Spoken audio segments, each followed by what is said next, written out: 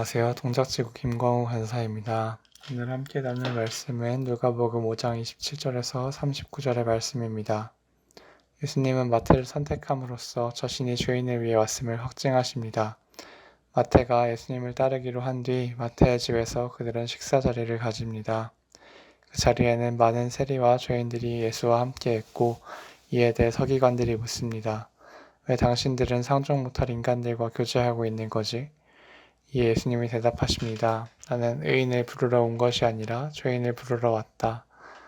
예수님은 당시 종교적 형식주의와 민족주의만으로 판단되던 죄를 완전히 다른 방식으로 정의해버리고 세상이 정해놓은 프레임을 완전히 바꾸어 버리십니다.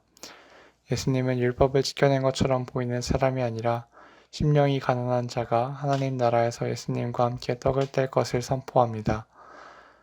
하나님을 구하는 사람이 의롭다 여김을 받을 것을 아주 명확하게 적시하십니다. 예수님이 부르시는 사람은 율법을 모두 지켜내는 완전한 사람이 아닙니다. 아브라함은 율법이 생기기도 전에 의롭다 여김을 받았고 다윗은 사이코패스나 할 짓을 자행했으면서도 하나님의 마음에 합했습니다. 노아, 야곱, 모세, 베드로와 요한의 공통점은 율법 앞에 완전했다는 것이 아니라 하나님 나라, 하나님의 통치를 소망하고 순종하며 간절히 고백하게 된 사람이었다는 것입니다. 예수님은 그래서 우리를 선택하십니다.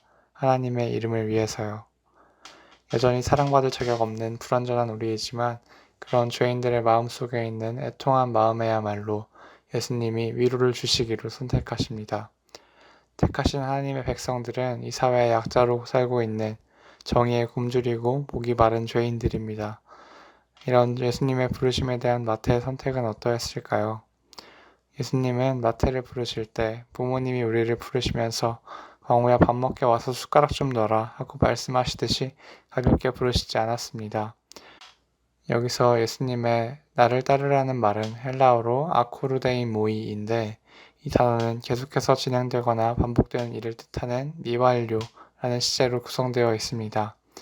예수님은 마태를 부르실 때 잠깐 와서 나랑 일 좀 하자 이렇게 부르시는 것이 아니라 내가 아주 많은 변화를 경험하고 완전히 달라진 삶의 모습으로 내게로 와서 함께 하자고 부르시는 중인 것이죠.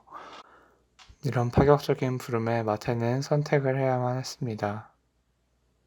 당시 마태는 세리라는 직업을 가지고 살고 있었는데 이 세리는 한국을 기준으로 말하면 일제강점기에 조선을 수탈해서 일본에 가져다 바치는 앞잡이의 역할을 하고 있었다고 생각하시면 될 것 같습니다.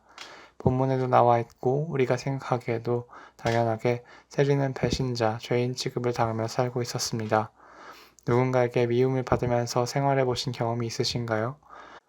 혹은 누군가를 미워하면서 생활해 보신 경험은 어떠신가요? 세리들도 부모님 뱃속에서 나오면서부터 엄마 나는 커서 이스라엘의 고열을 팔아먹는 세리가 될래요. 백성의 피가 너무 달아요 하면서 삶을 시작하진 않았을 것입니다.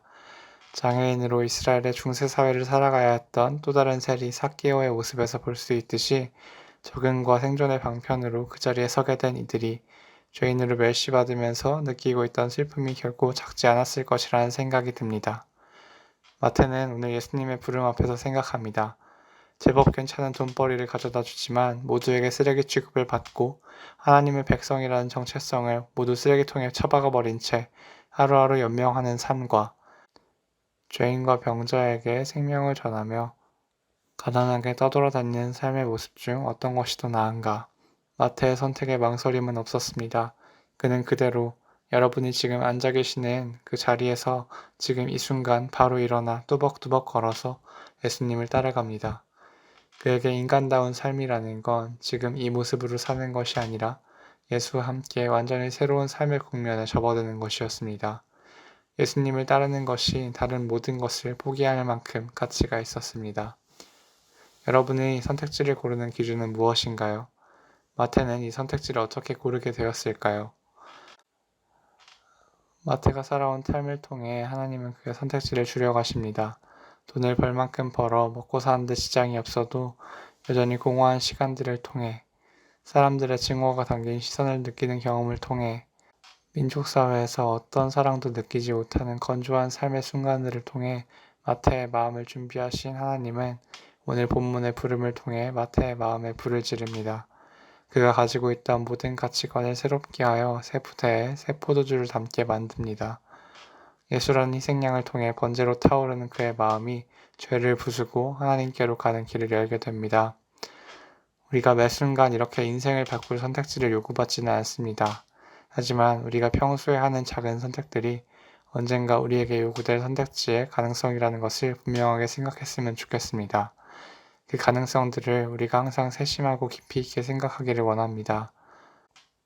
수업을 듣거나 일을 할 때, 친구와 대화할 때, 우리가 하나님이 지금 무엇을 만들어 가고 계시는지 그 내러티브를 모두 알지는 못해도 적어도 똑바로 쳐다봤으면 좋겠습니다. 오늘 본문에 나타난 대로 예수님은 이미 결정하셨습니다. 하나님은 누가 뭐라고 하더라도 죄인인 우리를 그의 이름을 위하여 부르기로 작정하셨습니다. 그리고 지금 혹은 당장은 아니더라도 언젠가 우리 눈을 바라보시면서 나를 따르라 하고 분명하게 말씀하실 것입니다. 그리고 그날에 우리가 그 질문에 대해 대답하게 하실 것입니다. 그때를 위해 준비한 우리가 되면 좋겠습니다. 말씀 한 절 읽고 마치려고 합니다. 여호수아 24장 14절과 15절입니다. 그러므로 이제는 여호와를 경외하며 성실과 진정으로 그를 섬길 것이라. 너희의 열조가 강 저편과 애굽에서 섬기던 신들을 제하여 버리고 여호와만 섬기라. 만일 여호와를 섬기는 것이 너희에게 좋지 않게 보이거든 너희 열조가 강 저편에서 섬기던 신이든지 너희 섬길 자를 오늘 택하라. 오직 나와 내 집은 여호와를 섬기겠노라. 저는 목자로 하나님을 따르며 살겠습니다. 그리고 언젠가 우리 모두가 하나님의 지으신 목적대로 함께 이 고백을 하기를 간절하게 바라고 또 그에 맞게 행동하며 살겠습니다. 우리가 진짜 사람답게 살 수 있으면 좋겠습니다.